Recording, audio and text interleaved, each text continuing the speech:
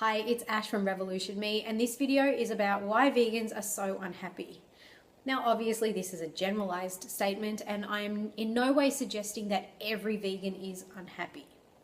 However, as a psychologist, I do notice that there's a lot of unhappiness within the vegan community, and I am doing this video to shed a bit of light on why that might be the case and what we can do about it. Now, there is something about the vegan lifestyle that unfortunately promotes unhappiness. It's got nothing to do with nutrient deficiencies or protein deficiencies. It's about being aware. See, most of us weren't born vegan, so we would have gone through a period of our lives where we had our heads in the sand about what was happening to the animals, about what was happening to the environment, and about what we were doing to our own health. And for whatever reason, we woke up. Whenever we have an awakening or like we become enlightened about something that's going on in the world, it can actually completely shock the system, and we start to question everything. We can start to question everything that we've learned, everything that we've been taught, everything that society tells us or that the media promotes, and it can actually have a radical impact on not just the way we live our life, but even about who we are, our sense of self and our identity. I know for me, I grew up eating meat, and I was actually quite a rampant meat eater for 27 years. So to learn about what was happening to the animals and the planet and the environment and my own health, it was a really rude shock. It was a huge awakening for me, and it led me to question a whole lot of other things as well.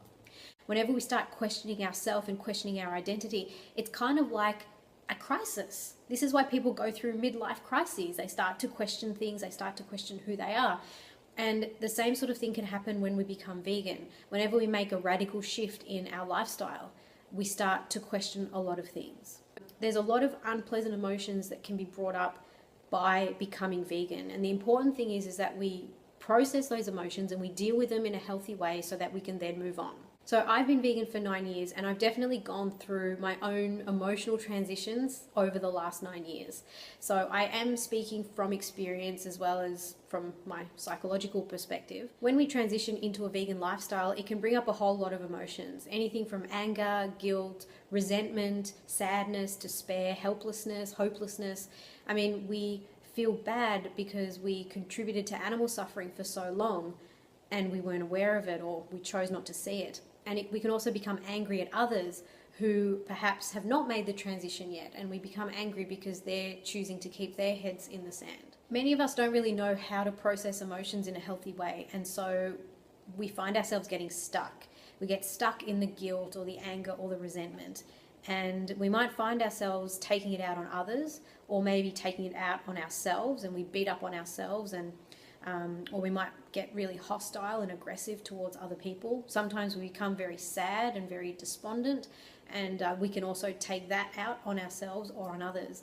And I think this is one of the reasons why vegans can become so hostile and angry. It's because we haven't really worked through, it's like a grieving process, and we haven't worked through the grief properly. If you come across someone who is hostile or maybe seems very unhappy, please keep in mind that this person is probably still dealing with the emotions associated with transitioning to a vegan lifestyle. And there's no time limit on this. Some people might have been vegan for 20 years and they still haven't processed the emotions around it. And maybe some people who've been vegan for a couple of years, they have processed the emotions in a healthy way.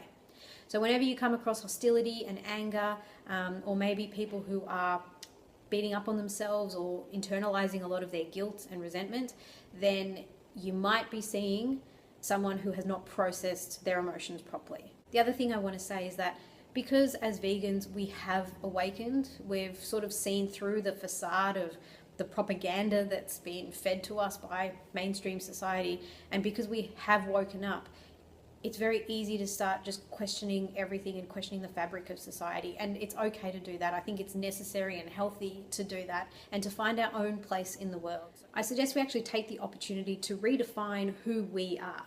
And I'm not suggesting that we become fake or inauthentic. I'm suggesting that we strip away the societal expectations and this idea that we need to conform to what the mainstream does. We strip all that away and we discover who we really are and who we really want to be and the kind of legacy that we want to leave on this planet. And the third thing that I want to say is that because we're awakened and because we're living a lifestyle that is so different from what the mainstream wants us to do, it's actually really important that we're extra proactive about our mental well-being.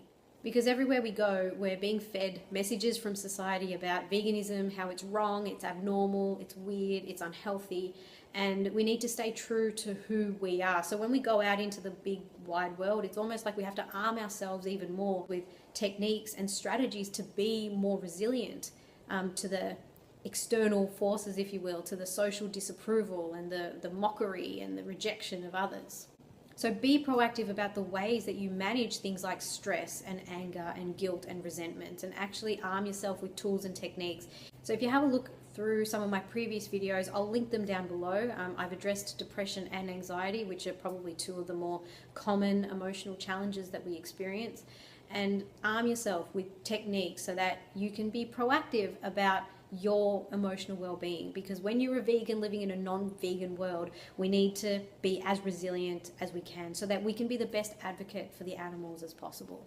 So thank you so much for watching this video. Leave a comment below and let me know what you thought. If you found this useful, and if you want me to do more mental health sort of tips, day-to-day tips that you can put into practice, let me know and I'll do more videos like that.